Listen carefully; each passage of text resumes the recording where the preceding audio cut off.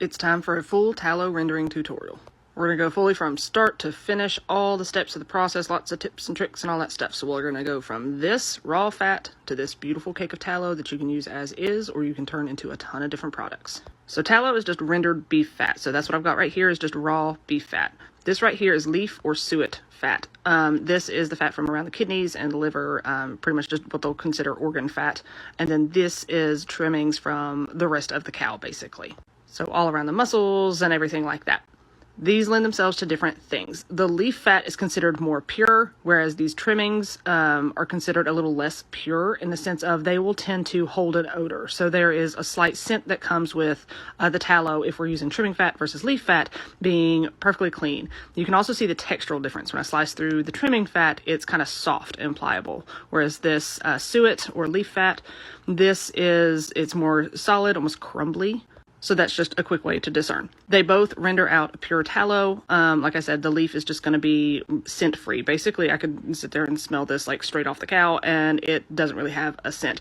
Whereas the trimmings are going to have a little bit of an odor to them, a little bit of that beefy smell that will come through just very faintly on the final product. But the purpose of what I do is to decrease waste. If not, these trimmings would just go into the trash. So instead, we're going to turn them into product. So I'm simply going to chop this up into small pieces. The smaller the pieces, the more surface area you have whenever we heat this up for that fat to render off and turn into a liquid. Some people use a meat grinder. I've tried that, and maybe it's just my meat grinder, but even with frozen fat, which is what's usually recommended because then it'll be hard and easier to go through the grinder, my grinder clogs up. So I just don't have any luck. So to me, it's just easier and less time consuming to cut it up like this. So I work my way through all of the fat and cut off any little meat bits or anything like that that you come across. And then you end up with a big pot like this. We're going to add in salt and water, and that's going to help the impurities sink to the bottom of the tallow and get out of the tallow so that it's pure.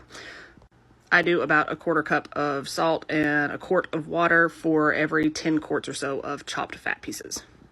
So you're going to stir this every once in a while, make sure nothing's sticking to the bottom. With that water, it's going to kind of keep the bits off the bottom so they don't burn. We're going to put this on really low heat. And after a little while, you're going to start to see, as I pull this back, you're going to see some of that liquid fat rendering off right there. And that's just going to keep happening. You're going to want to let this cook on super low heat, as low as your stove's going to go, or you can do this in a crock pot if you want. I don't feel like you kind of get the yield that you should on a crock pot, but it works just fine. Eventually, you're going to get kind of everything turning white. I've got two big pots going here, and you can see how much it kind of reduces down as it turns into a liquid. And then eventually, you're going to see that color kind of shift, and it's going to turn this golden color. And again, we've just got this on super low heat, and we're just going to let it keep going and keep going. What you're looking for is for those little fat bits on the that are still in there to start to turn golden. The liquid should be gold, but the little bits turning golden kind of tell you that they're done. They're not really going to render anymore. They're starting to actually cook. So that's what you see right here.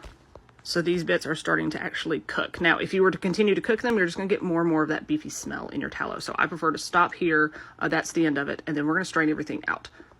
On this first render, I do not use a paper towel or cheesecloth or anything like that. I just use a fine mesh strainer sat into a colander into a bowl. And I'm simply going to pour all of that liquid out into this bowl. Now, I use stainless steel bowls. It's just a little bit better when I'm dealing with this super hot fat here. I'm just going to continue to strain everything out until all of the bits are left behind and you have just pure liquid in your bowls. And then we are going to pop this in the refrigerator.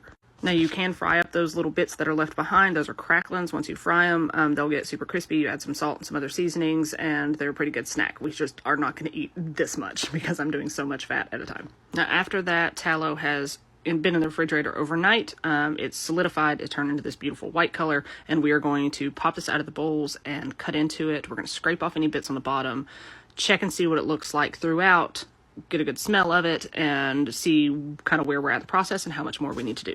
So here I'm just scraping off any little bits on the bottom, any sediment that might be left, and then cut it open, and you can see it is nice and clean. But you can see here I can kind of push really easy into the middle of it, and there's no water in the bottom, even though we added water to our tallow, so that tells me there's water throughout this. So I want to get that water out for shelf stability. If you're going to use this as a cooking tallow, you could pop this in the fridge right now and use it, and it would be just fine.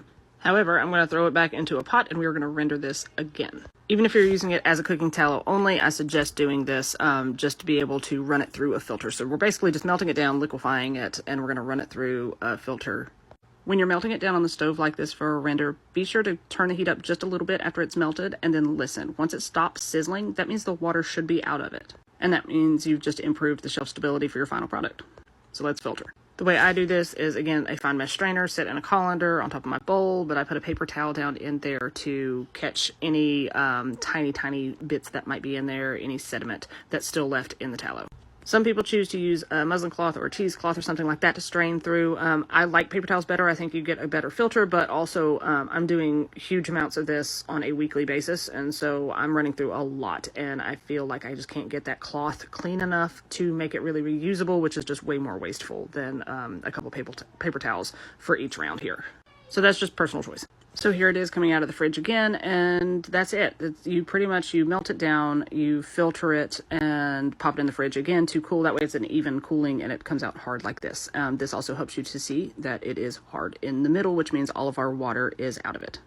And I want you to take note of the texture here. So when I actually cut into this, you can see how kind of firm it is and how straight that cuts. It's not like it's soft and kind of melts into the tallow. And then when you actually crumble it in your hands, it should like break into pieces. So you can see how kind of like straight those edges are, and it's not just kind of squishing under your fingers. That's what you're looking for. That tells you that the water is out of it and that this product is pure and ready to be turned into things. So that's how you render tallow. Let me know if you have any questions at all.